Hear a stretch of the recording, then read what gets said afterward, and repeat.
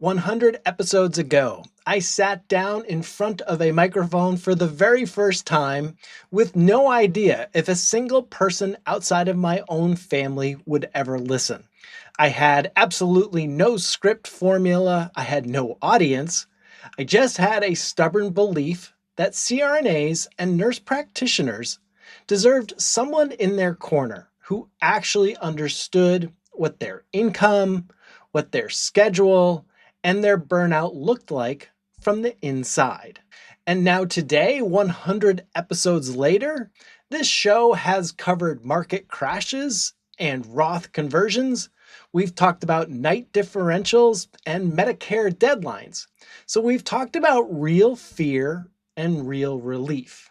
But today is going to be different.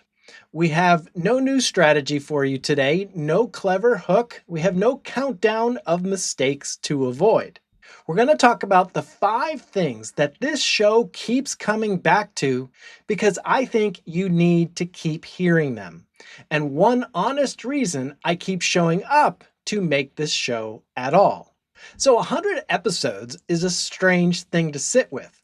That's roughly 2 years of Tuesdays where I sat down and thought about what a CRNA or a nurse practitioner going through a burnout season, or perhaps a career transition or a retirement countdown actually needed to hear that week. And I have tried to say it plainly without the jargon that usually gets wrapped up around all of this type of stuff. And somewhere in the middle of those 2 years, this stopped being content to me, and it became a running conversation with thousands of people I'll mostly never meet in person, but who I think about while I'm writing. So before I get into the 5 topics, I want to say the obvious thing out loud. Thank you for being on the other side of this microphone. And I don't mean that as a formality tacked onto a milestone episode, because a show like this only works if people keep showing up week after week. And you did. That's not nothing, and I don't take it for granted. I've gotten messages over these 2 years from CRNAs finally scheduling the healthcare consult that they had been putting off. From nurse practitioners who said an episode on Social Security made them go pull their actual statement for the first time in years. And from a few of you who told me a specific episode was the reason a difficult conversation with a spouse about retirement finally happened. Now, I don't share that in any way to pat myself on the back. I share it because it's the actual reason this show still exists 100 episodes in. It is not the download numbers, it is not the algorithm, but the fact that a plain conversation about money aimed at people who rarely get one built for their specific career seems to genuinely change how people feel about their own situation. And that's worth more to me than any other measure of whether this has worked. I also want to say something about why a milestone like this matters at all, beyond the round number. This show was never really about the strategies. It was about the fact that the people listening to it are almost always taking care of somebody else first. Mostly a patient, but also a spouse, aging parents, kids, or a whole unit on a bad night. So financial planning, for most of you, ends up somewhere near the bottom of a very long list. Not because it doesn't matter to you, but because everything else in front of it feels more urgent in the moment. So when I talk about career flexibility or retirement timing or lowering the stress that comes with money, I'm not talking about abstractions. I'm talking about whether you can afford to say no to an extra shift without a knot in your stomach. Whether you can retire on your own timeline instead of the one your finances force on you, and whether the fear that used to sit underneath your money decisions has actually gotten quieter over these 100 episodes. Now, for a lot of you, based on what you have told me, it has. So let's get into it. Now, the 5 things. So I went back through everything that this show has covered over the last 2 years, all 99 episodes before this one. And I looked at what actually kept resurfacing. Not because I planned it that way, but because these are the questions that never stop being relevant to a CRNA or a nurse practitioner's financial life. And so here they are in the order they tend to show up for most people. Number 1 is Roth conversions and how you are taxed over your whole career, not just this year. Nothing on this show has come up more than the tax bucket a dollar sits in. So pre-tax, Roth, or taxable. And then what that means over a 30 or 40-year career. So way back in episode 8, I asked whether traditional or Roth made more sense for someone just starting to save seriously. Then in episode 37, we looked at converting during a down market when account values are temporarily lower and the tax bill on a conversion then shrinks along with it. Episodes 85 through 88 walk through a handful of composite households, and they were built from patterns that I have seen again and again, because each one was sitting in a different version of the same decision. Convert some of that pre-tax money now and pay the tax today, or let it keep growing and deal with a bigger, less flexible tax bill later once required minimum distributions kick in. So here's what 100 episodes of circling this topic has taught me. Most CRNAs and nurse practitioners have spent their whole career being told to defer taxes, put more into the 403B, lower this year's bill, and then worry about it later. Now that's not wrong, exactly. It's incomplete, because later shows up eventually. And usually it's right around the years that the IRS requires you to start pulling money out, whether you need it or not. And by then, the pre-tax account has often grown so large that the tax bill grows right along with it. So the question is not whether deferring taxes was the smart move in your 30s. It probably was. The question is whether the same approach still makes sense once you can actually see retirement from where you are standing. And that's the trade-off that this show keeps circling back to, episode after episode. And it looks different for every household, depending, of course, on your income and other savings, and how many working years are left to spread a conversion out over time. Number 2, how much is actually enough? So episode 20 asked this question outright.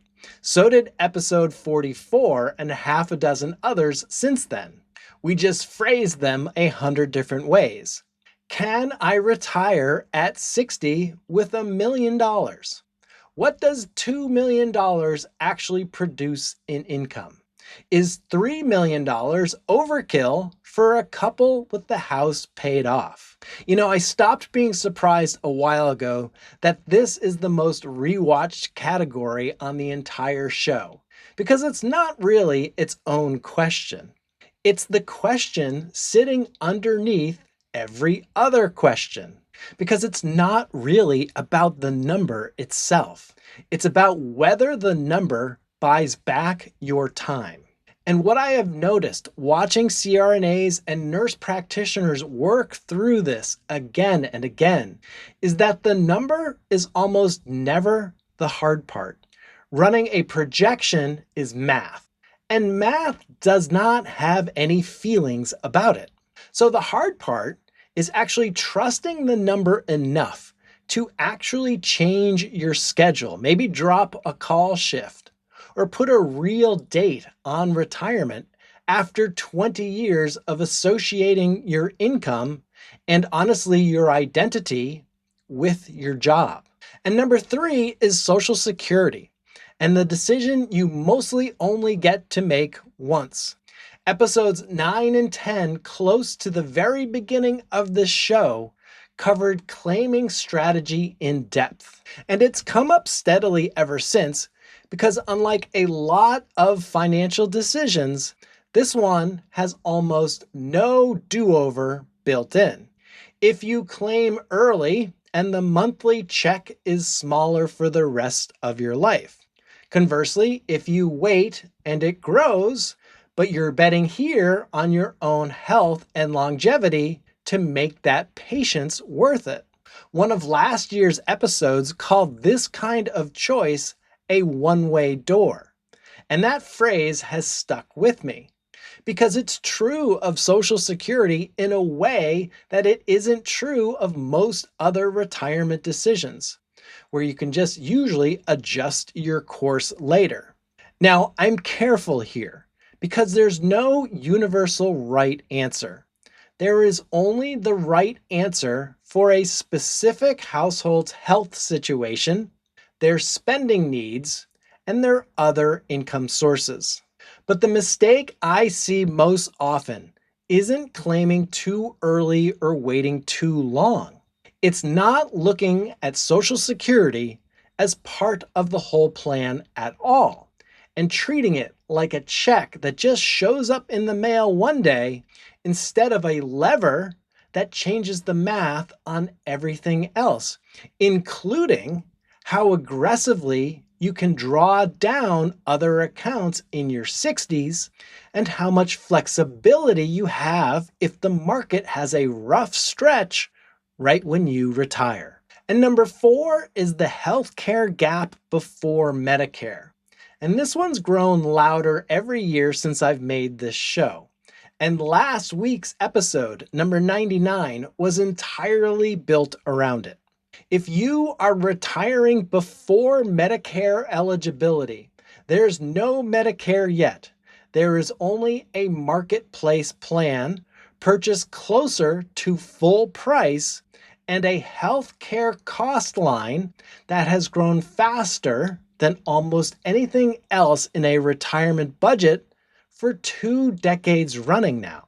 Back in episode 54, we first raised this problem, and a later episode called the marketplace subsidy phase-out a shadow tax, because the more income you show in a given year, including income created by a Roth conversion, well, the more of that subsidy that you can lose without ever seeing it labeled as a tax anywhere on your return.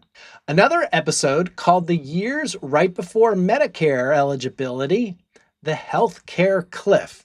And honestly, that name has held up better than I expected it to.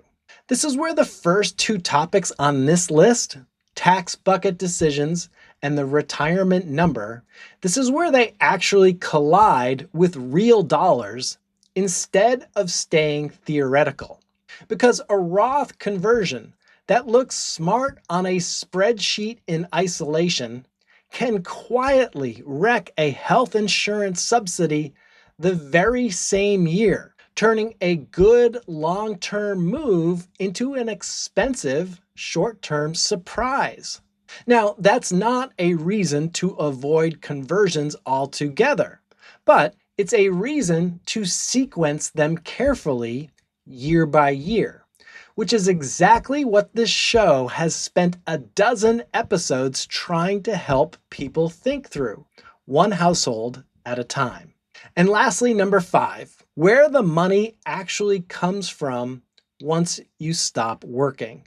Now, this is last on the list, but it is the one that got the least attention early on this show and gets the most attention now.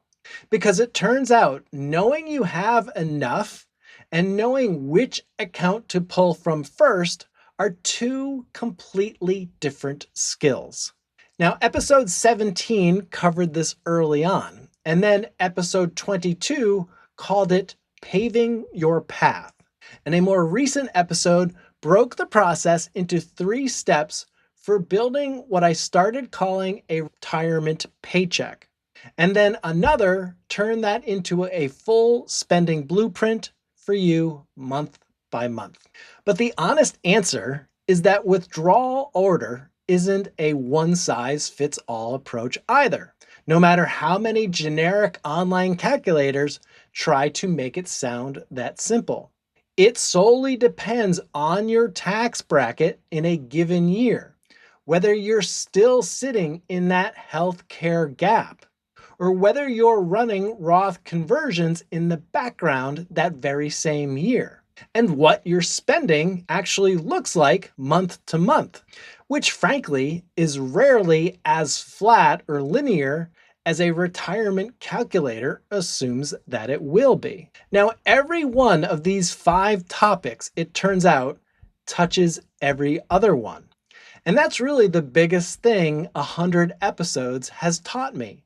There is no such thing as a Social Security episode that has nothing to do with taxes, or a healthcare episode that has nothing to do with your withdrawal order. At the end of the day, it's all one plan viewed from 5 different angles.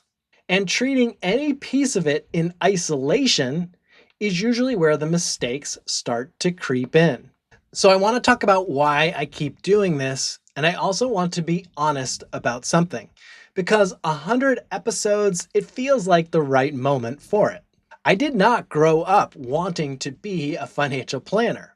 What I grew up around and what I still see every single week in this work is people who give an enormous amount of themselves to other people on a shift, and rarely stop to ask what they're building for themselves in return. That's who CRNAs and nurse practitioners are in my experience, almost without exception. You take care of people at their worst moments in their lives. You do this on your feet, on call, missing holidays, missing your own kids' games sometimes. And then somewhere in the middle of all that, your own financial life ends up on autopilot because there is genuinely no time left over for it. And so I think a lot about whether this work matters, the way I think anyone probably should think about their own work now and then. And the honest answer I keep landing on 100 episodes in is that helping the people who take care of everyone else finally take care of themselves feels less like a job I chose and more like the thing I'm actually supposed to be doing. I do not say that lightly, and I'm not saying it to sell you anything. It is closer to a conviction than a pitch. When, say, a CRNA who's spent 25 years absorbing everyone else's stress finally sees a real plan that says, you know what, you can drop that extra shift and still be fine, well, something shifts in how they carry themselves, even outside of work. And I do not get tired of watching that happen, and I don't think I ever will. Now, a few of you have shared your own stories on this show over the past 100 episodes. We've had guests who sat down with me and talked openly about their own careers, their own money mistakes, and their own paths towards something closer to freedom. I am grateful for every one of those conversations because they did something that I cannot do alone from behind a microphone. They ultimately showed other CRNAs and nurse practitioners listening that the person figuring this out isn't some hypothetical. It's a colleague. It's someone who wears the same badge, who works the same kind of shifts, and got to the other side of a hard financial decision in one piece. So that's really the whole point of this show. When I strip away the topics and the numbers, it's meant to be proof, episode after episode, that people in this profession can get their financial life to a place that matches the effort that they put into everyone else's. So let's take one last quick look back. Episode 1 on this show was just an introduction. It was me explaining out loud why I was doing this at all, with again, no idea whether anyone would still be listening 100 episodes later. Then episode 31 introduced a book that I had written for CRNAs, walking through ideas like checking your financial vitals and aligning your money with purpose, because those medical metaphors, vitals, a pre-op assessment before a big decision, these kept making sense to an audience that speaks that language every single day at work. And so I bring these up not for nostalgia, but because the through line from episode 1 to episode 100 hasn't actually moved. It's still pretty much the same 5 things underneath everything, with the same conviction, again, just said 100 different ways to 100 different households. And I do mean households, not statistics. Every story that this show has used, the ones with changed names and changed numbers and adjusted details, well, those started as a real conversation with someone in your field, sitting across from me, working through a version of one of these 5 decisions. And I've watched this show shift over its run too, from shorter style episodes early on, the top 5 reasons for this, the 6 questions to ask about that, to now longer conversations built around real scenarios. Because frankly, that's what actually seemed to help people picture themselves in the decision itself, instead of just hearing a rule that's supposed to apply to everyone equally. And looking back at 99 episodes also means looking back at everything outside of the 5 main topics that still shaped this show. The market episodes that tried to put a rough year in historical context instead of predicting what comes next.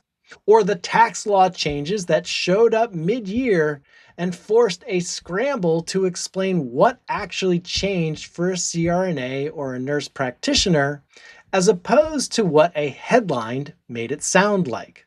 The plain, unglamorous episodes on emergency funds and debt payoff that never trend the way a tax strategy does, but that I still believe matter just as much, because none of the other 5 things work if there's no cushion underneath them. None of that was wasted time.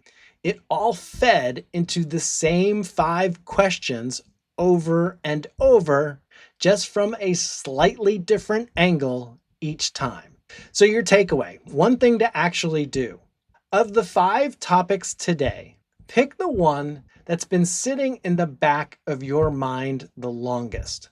Maybe the one that you've been meaning to look at, but keep putting it off. So if it's Social Security, maybe, well, pull up your actual statement this week instead of guessing at what the number is. Or if it's the healthcare gap, well, get a real quote for marketplace coverage instead of assuming it'll work itself out.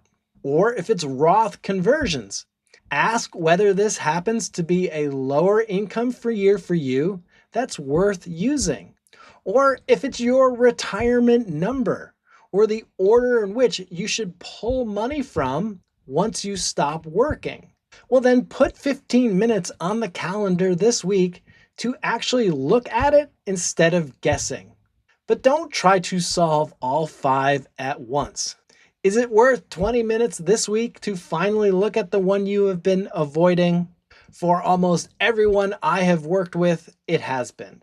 And it usually turns out to be less overwhelming than it felt from the outside.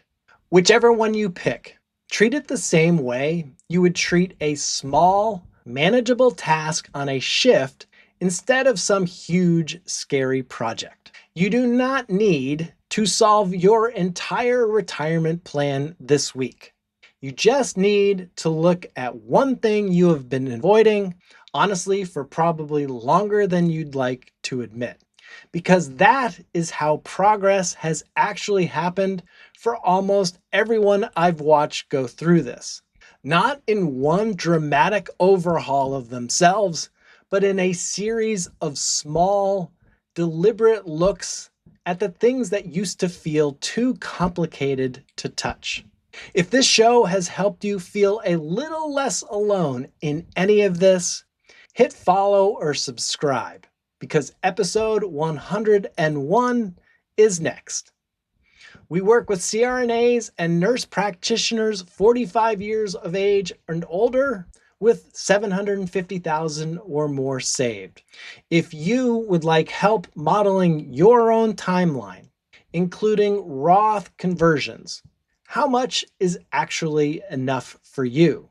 When should I take Social Security?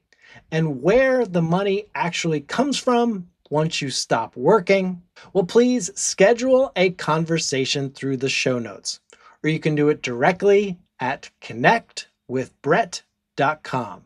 It is a free pre-op retirement assessment, about 30 minutes long, and it starts with your actual numbers. Until next time, take care of yourself and take care of your money.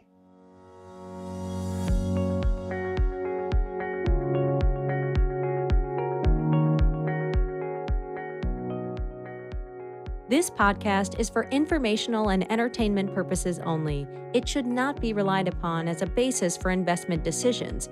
This podcast does not engage in rendering legal, financial, or other professional services.